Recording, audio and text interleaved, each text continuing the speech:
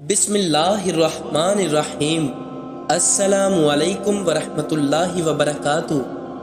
لو کوئٹس کے معزز خواتین و حضرات، ہم امید کرتے ہیں آپ خیریت سے ہوں گے۔ حضرت علی رضی اللہ عنہ نے فرمایا، انسان بھی عجیب ہے، دعا کے وقت سمجھتا ہے کہ اللہ بہت قریب ہے اور گناہ ایسے کرتا ہے جیسے اللہ بہت دور ہے۔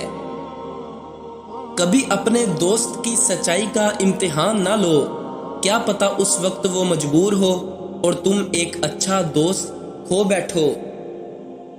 جب تمہیں ذکر الہی سننا اچھا لگنے لگے تو جان لو کہ تمہیں اللہ سے اور اللہ کو تم سے محبت ہو گئی ہے۔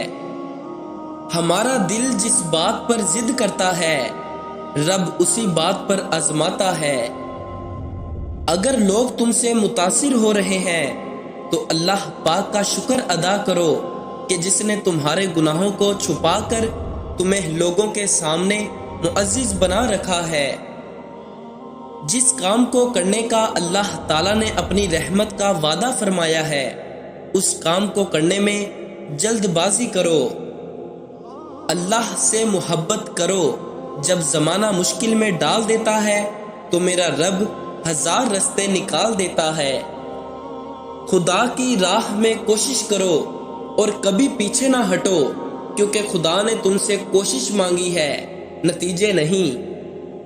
کمزور انسان کبھی معاف نہیں کر سکتا، معاف کرنا مضبوط لوگوں کی صفت ہوتی ہے۔ جب انسان اپنے اللہ پر اس قدر بھروسہ کر لیتا ہے کہ اس کے علاوہ کوئی بھی اس کی ضرورت پوری نہیں کرنے والا، اللہ بھی اپنے بندے کو مایوس نہیں لوٹاتا۔ دل کے اندر اتنی جگہ پیدا کرے کہ تمہارے اس دل میں دوسروں کے راز سما جائیں۔ حضرت علی نے فرمایا، نیک بندے کے لیے ایسے ہی کوشش کرو جیسے تم خوبصورت دکھنے کے لیے کرتے ہو۔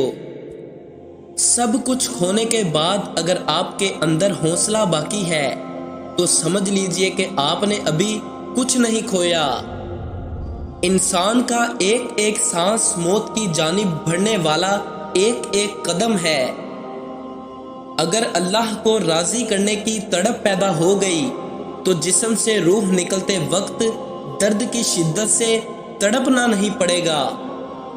حضرت علی رضی اللہ عنہ کا فرمان ہے، سائل کو خالی ہاتھ نہ لٹاؤ، کیونکہ یہ اللہ کا تم پر کرم ہے کہ اپنی مخلوق کو تمہارے دروازے پر بھیجتا ہے۔ وہ لوگ جو جنت کے طلبگار ہیں، وہ خوشی اور غم دونوں صورتوں میں اللہ کی راہ میں خرچ کرتے ہیں۔ خوش قسمت ہے وہ انسان جس کو دن میں 5 بار اللہ اپنی ملاقات کا موقع دیتا ہے۔